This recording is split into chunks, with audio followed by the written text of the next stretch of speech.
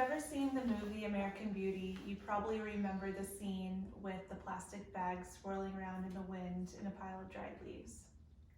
It was meant to conjure emotion, to affect its audience in a way that plastic bags normally don't do in everyday life, to see beyond its physical form. So why can't we do that when we see the same type of plastic bags and countless other plastic items floating around our communities? Why are we not moved in the same way when it's damaging the very place in which we live? As the years go by and the trend of consumption grows, we are seeing more and more litter as far as plastic in our streets and in our oceans. Because of the negative environmental impacts of single-use plastic, individuals and larger companies should implement greener alternatives to packaging. To start, I'd like to list some harrowing facts regarding single-use plastic. Single-use plastics, along with the myriad types of plastic created over the decades, has undoubtedly changed our lives. It would be hard to envision a life where things like bottled soda, straws, to-go coffee cups, and the ever-handy plastic cutlery wasn't available to us. These are in a complete list of single-use plastics. They're inescapable and always just within feet of us. According to a 2018 United Nations Environment Program article, 79% of the plastic ever produced now sits in landfills, dumps, and the environment, while about 12% is incinerated and only 9% is recycled. That's lifetimes worth of plastic that is only recycled at 9% in the whole world. This is disturbing, especially for those of us that genuinely want to recycle and hope to see that the things that we have used sees another life cycle. The 12% of recyclable items that get incinerated, along with plastics that would eventually minimize in size, don't ever really completely break down. Courtney Lindwall, author for the National Resource Defense Council, wrote that over time, the elements eventually turn these plastics into what we now refer to as microplastics. These are smaller than peanuts and smaller than erasers on pencils, and they are even smaller than that over time when they break down, but they never completely go away. I'm reminded of my time in India during the summers as a teenager of just how uncontrolled plastic accumulation can get. The amount of plastic littering the streets and rivers in one of the most beautiful and oldest countries in the world is something that will forever be imprinted on my mind and my heart. Children, cats, dogs, and sacred cows eat from this waste daily. Disadvantaged families live amongst it in heaps, and any attempt at fixing the problem is shot down by a flawed sanitary infrastructure and simply just too much plastic accumulation to handle. Mentioned in the same article I talked about earlier, and what may even be worse, is that by 2050, it is expected that we will have more plastics in the ocean than fish. Not only that, but it is said that we eat about a credit card's worth of plastic every day. And I know you may be thinking, not me, I don't eat stuff like that, but microplastics find their way in everything and everywhere. An even heftier issue is that there are more states in the US than not that want to put a ban on banning plastics.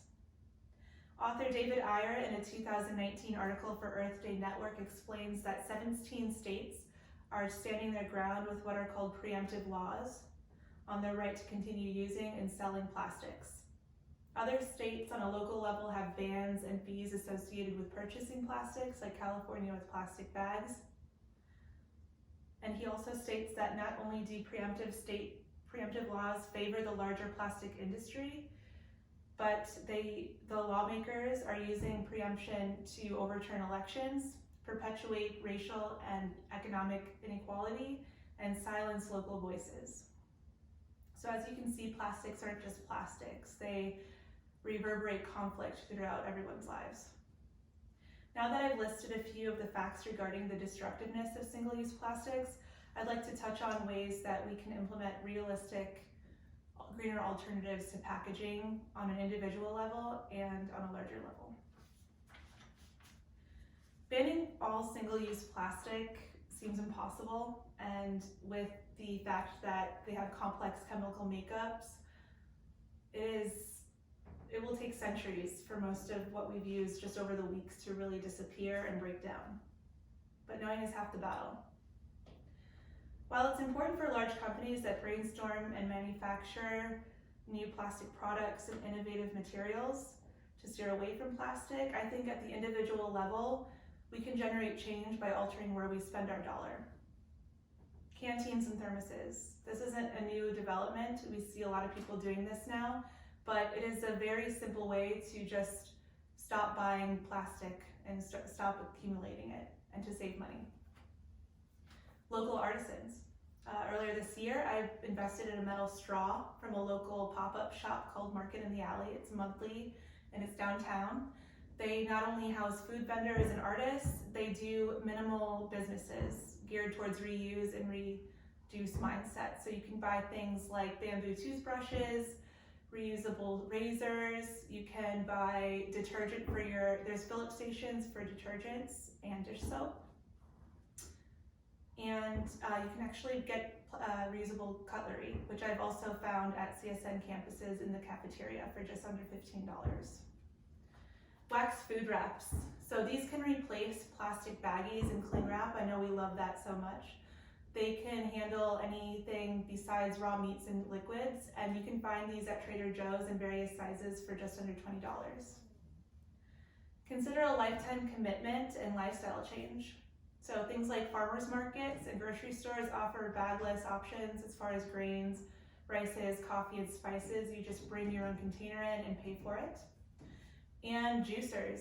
I love my juicer, and it's way better than store-bought orange juice or lemonade, etc. You can do just about anything with vegetables and fruit, and it tastes way better. And reuse what you have. My grandma has Ziploc bags that are just about as old as me, and it was a true testament to the durability of these items and the fact that we shouldn't be throwing them away, we should be reusing them and scrubbing them. Small businesses and larger corporations have a moral obligation to reduce their single-use plastic footprint. This would look like rejecting purchases and sales of plastic cutlery and adopting biodegradable utensils, using paper straws over plastic straws so we can reduce our harmful effects for the marine life, terminating production and sale of plastic bags and replacing them with brown paper or hemp bags, and accepting outside canteens and reusable cups to reduce plastic accumulation and ultimately save your business money. This would take time to adjust to, of course, but all good things do. It's almost human culture now to have a designated drawer or cabinet stocked to epic proportions with plastic bags, or if you're like me, plastic bags inside of plastic bags inside of plastic bags. It's who we've become as consumers in a highly plastic world. By taking individual measures to reduce and reuse our plastic footprint, we may live to see the facts stacked against our ecosystems drop. Luckily, there are alternatives to using single-use plastics, and there is the option to just simply reuse what you have, because you know what they say, less is more. Thank you.